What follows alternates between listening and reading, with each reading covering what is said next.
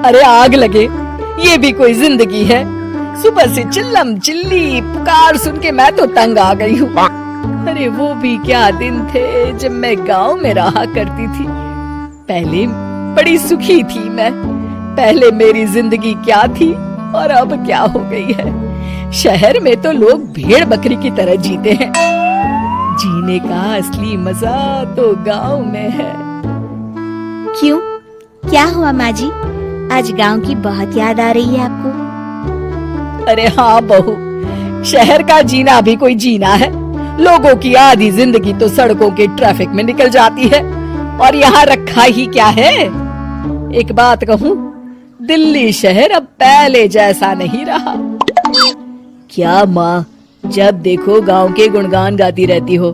ठीक है, इस बार ना बच्चों के कॉलेज की छुट्टियों में हम सब गांव चलेंगे, ठीक है? हाँ, ये ठीक है। फिर कुछ दिनों के बाद सारा परिवार अपने गांव चला जाता है। अरे वाह, कितनी ताजी और साफ हवा है, कितनी शांति है यहाँ। चल बहू, अब बढ़िया सा खाना बना दे, मजे से आंगन में बैठ के खाएंगे। सुशीला गांव का माहौल देख बड़ी खुश होती है। 2 दिन के बाद गांव की कुछ औरतें सुशीला के घर आती हैं। बड़े दिनों के बाद गांव आई है सुशीला। हमें तो लगा कि तू शहर जाके गांव को भूल गई। और बतिया, तेरी बहू कैसी है? जरा मिलवा तो उससे। अरे मेरी बहू तो लाखों में एक है। बड़ी किस्मत वाली हूँ मैं जो मुझे जानकी जैसी बहू मिली है। हमेशा मेरी सेवा में लगी रहती है और आज तक कभी पलटकर जवाब नहीं दिया उसने। सुशीला की बातें सुनकर सभी औरतें हंसने लगती है।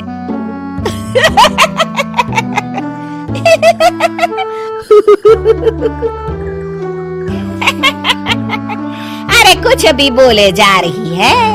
तबीयत तो ठीक है? तेरी बहू चांद से आई है क्या? क्यों बहनों, दुनिया की कोई भी बहू अच्छी होती है क्या? सब औरतें ममता की हाँ में हाँ मिलाती हैं। अरे मैं तो कहती हूँ दुनिया की हर बहू सास का खून चूसने वाली डायन होती है, डायन। मैं तो एक बिल में 1000 सांप के साथ रह सकती हूँ, लेकिन अपनी बहू के साथ नहीं रह सकती। हाँ, तूने सही कहा। मेरी बहू तो तेरी बहू से भी 2 कदम आगे है। सब औरतों की बातें सुनकर ममता मन ही मन बड़बड़ाती है। अरे ये गांव सुधर गया, लेकिन औरतें नहीं सुधरी। अगर थोड़ी देर और इनकी बेवकूफी भरी बातें सुनूंगी तो मैं सच में पागल हो जाऊंगी। फिर सुशीला उन औरतों को घर से दफा कर देती है और राहत की सांस लेती है। अरे बहू, जरा बाम लाके मेरे सर पर तो लगा दे। उन औरतों की फालतू बातें सुनकर मेरा सर चकरा गया है। इस गांव की औरतों का तो भगवान ही मालिक है। फिर अगले दिन सुशीला की सास उससे कहती है, अरे बहू, तू यहाँ क्या आराम फरमाने आई है? आखिर ये तेरा ससुराल है। चल चल, घर के कामों में हाथ बटा। शहर में कुछ काम धाम तो करती नहीं है। जरा अपने आप को तो देख, कितनी मोटी हो गई है। सारा दिन घर का काम करने के बाद शाम को सुशीला, हाय मेरी कमर, हाय मेरे पैरों ने तो जवाब दे दिया। आज तो मुझसे मक्खी भी न मारी जाएगी। अरे बहू, जरा आकर मेरे हाथ पैर तो दबा दे। जी माँ जी, अभी आती हूँ। तभी सुशीला की सास जानकी को रोकते हुए कहती है, अरे रुक जा बहू, एक दिन काम करके इसको इसकी नानी याद आ गई। हम लोग तो रोज इतना काम करते हैं, कोई जरूरत नहीं इसके हाथ पैर दबाने की। सुबह तक सब ठीक हो जाएगा। सुशीला अपनी सास की बातें सुनकर हैरान रह जाती है। इस तरह धीरे धीरे गांव आने के बाद सुशीला की परेशानी शुरू हो जाती है। फिर एक दिन अरे आज तो मैं कपिल शर्मा देखूंगी क्योंकि आज संडे है। सुशीला जैसे ही टीवी ऑन करती है तभी बिजली कट जाती है। अरे सत्यानाश, इस बिजली को भी अभी जाना था। इतने दिनों से मैं टीवी सीरियल देख नहीं पाई। हमारा देश इतनी तरक्की कर रहा है, अरे पता नहीं ये गांव कब सुधरेगा।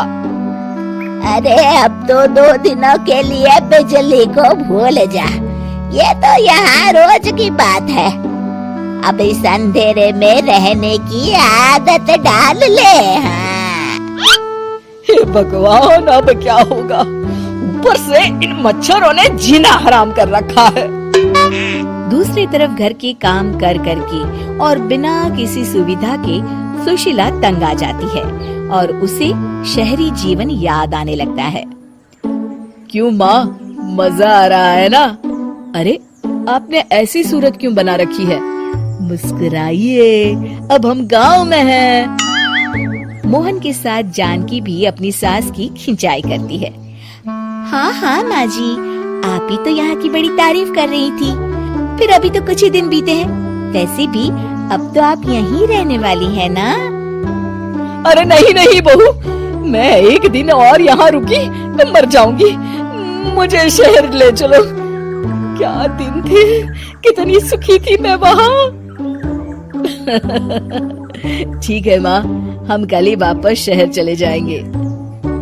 इस तरह सुशीला शहर आ जाती है और फिर कभी दोबारा गांव जाने की जिद नहीं करती। अगर आपको हमारी ये कहानी अच्छी लगी तो कमेंट करके जरूर बताएं, और आप ऐसी ही और कहानी सुनना चाहते हैं तो हमारे चैनल को सब्सक्राइब कर बेल बटन दबाएं, वीडियो को लाइक करें और शेयर करना न भूलें।